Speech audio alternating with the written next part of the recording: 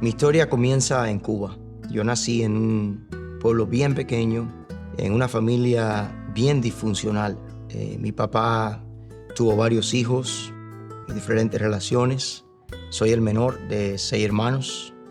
Encima de todo eso, mi papá consumía alcohol todo el tiempo. Eso hacía que mi familia fuera una familia bastante difícil.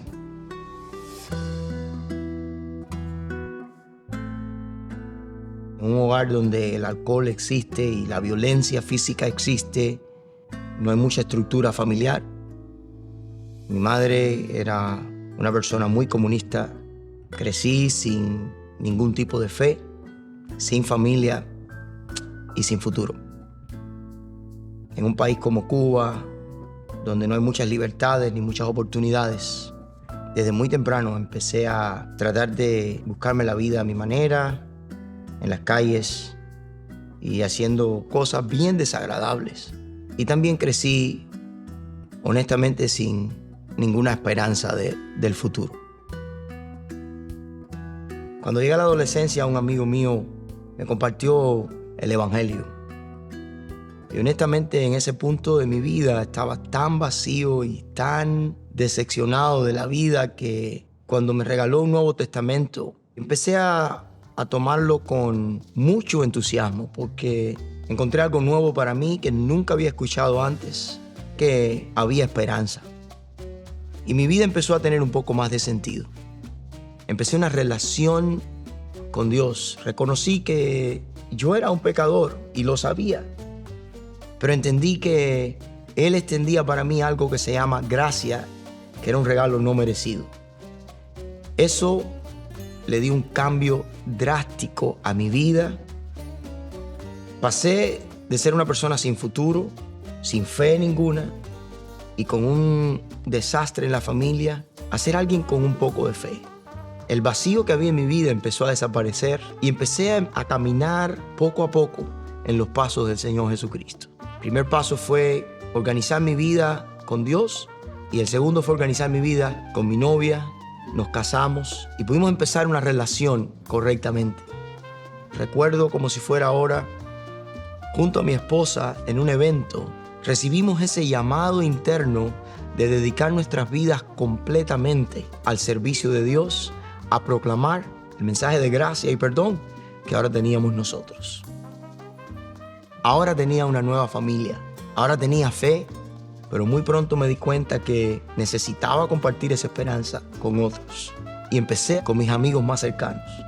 Algunos pensaban que yo estaba loco, pero cuando veían el cambio en mi vida, el cambio en mis relaciones, sabían que algo en lo interior de mi corazón estaba pasando.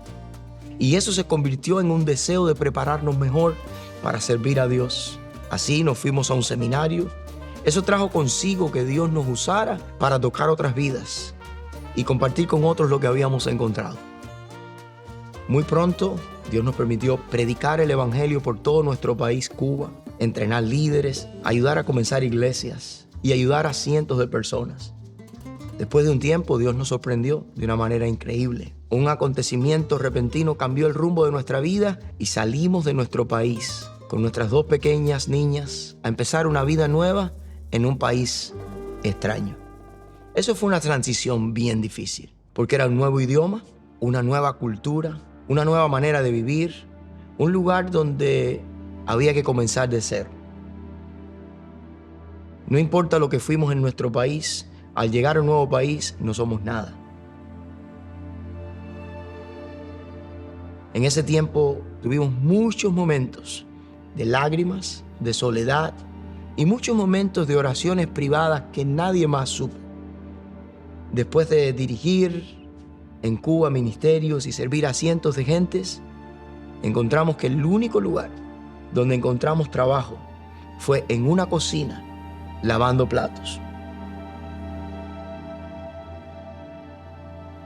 Fue un tiempo donde nuestro orgullo se quebrantó, nuestra confianza en nosotros mismos desapareció y no teníamos otra cosa que hacer que mirar al cielo, orar y preguntarnos, ¿qué estás haciendo, Dios? Y me viene a la mente una promesa de la Biblia. Cuando Dios le dice a su pueblo, mis planes son diferentes a tus planes. Mis caminos son diferentes a tus caminos.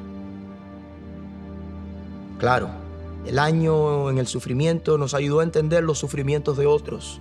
Ahora entendíamos lo que era ser un emigrante. Ahora entendíamos lo que era empezar de cero.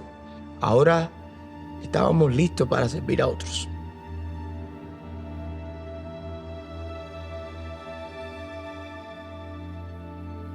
Después de un año de llantos, oraciones, Dios nos mostró su gracia y nos sorprendió una vez más.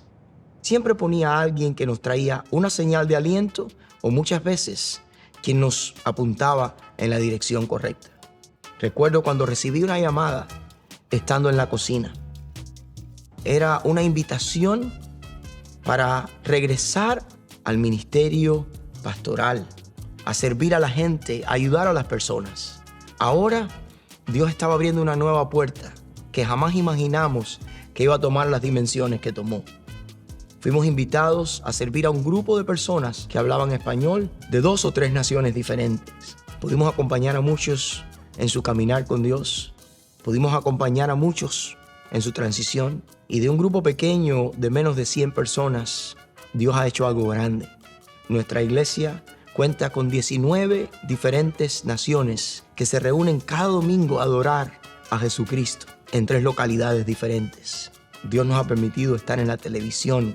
Estamos alcanzando miles de personas en los Estados Unidos y sirviendo a muchos más a través de las redes sociales en todos los países de habla hispana, de Latinoamérica, Centroamérica y más allá. Muchas personas ahora nos miran como personas que hemos triunfado, pero realmente ha sido la gracia de Dios que nos ha sorprendido.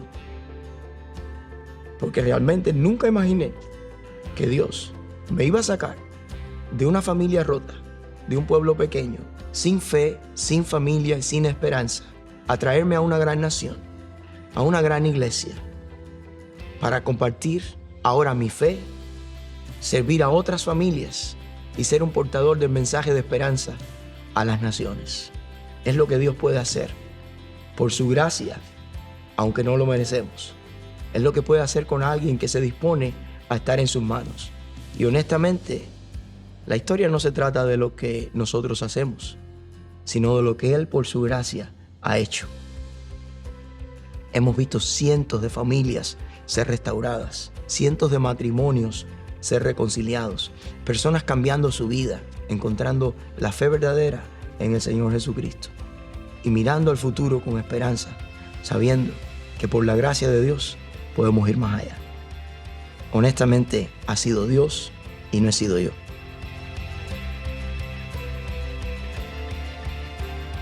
Mi nombre es Gilberto Corredera y yo soy seguro.